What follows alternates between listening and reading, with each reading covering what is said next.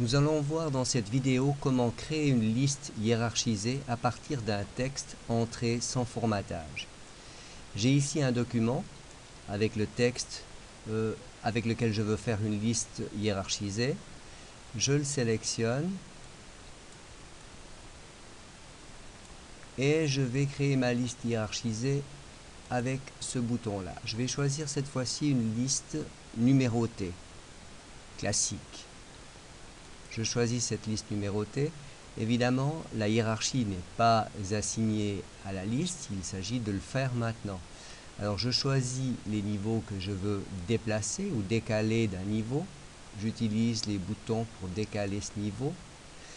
Je prends la deuxième partie de la liste, je décale également d'un niveau. Il me reste ici à décaler le dernier niveau.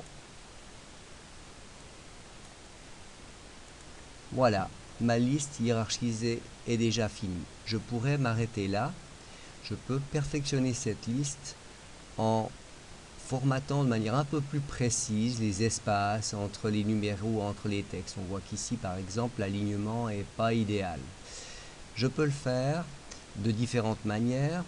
La manière la plus simple, c'est encore de sélectionner la liste et puis d'aller modifier cette liste avec le menu définir une nouvelle liste à plusieurs niveaux. Et là, je vais pouvoir faire différents réglages. Si vous n'avez pas tous les menus affichés, vous pouvez toujours les afficher en cliquant sur le bouton plus. Je peux donc à chaque niveau assigner exactement le format que je veux. Par exemple, au niveau 1, je ne veux pas de retrait de texte à 5 cm, à 0,63 cm, mais à 0,5 cm. Je vais rajouter une tabulation. Cela permet de rendre le texte compatible avec Office 2003 pour ceux qui n'auraient pas Office 2010.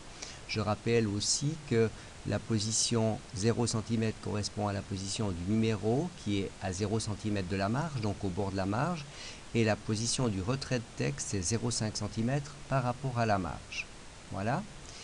Je définis un deuxième niveau puisque je me suis arrêté à 0,5 cm. Je vais commencer à 0,5 cm avec le numéro et je vais lui donner 1 cm puisqu'il faut de la place pour écrire les deux numéros du deuxième niveau de liste.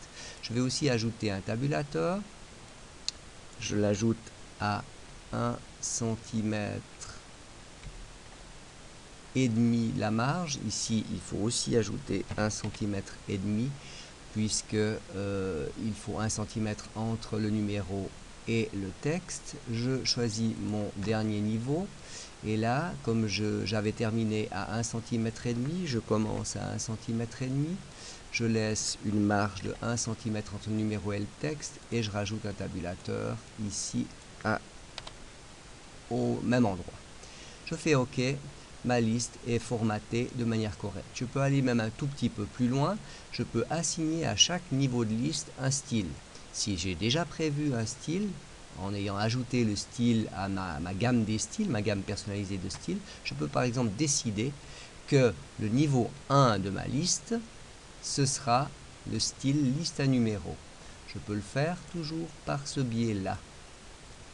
Définir une liste à plusieurs niveaux et là je vais simplement définir mon style pour la liste à numéros. Voilà, une liste à numéros. Je vais faire juste ça, je pourrais le faire pour chacun des styles. Je vais faire OK et vous avez constaté que ma liste s'est mise à niveau avec le style assigné au numéro 1 de la liste. Si je veux continuer ma liste, je peux tout simplement recopier une partie de liste et la continuer sous le document. Vous avez vu que la numérotation, elle se fait de manière automatique et en continu. Si je veux maintenant créer une nouvelle liste parce que je ne suis pas content que cette liste continue, je sélectionne le niveau de liste où je veux recommencer la numérotation. Je clique avec la souris sur le bouton droit pour faire apparaître le menu et je fais redémarrer à 1 et ma liste est numérotée correctement. Voilà, il est donc très facile de créer des listes numérotées sans avoir à faire beaucoup d'opérations manuelles. On peut laisser Word faire avec les automatismes qu'il propose. Voilà.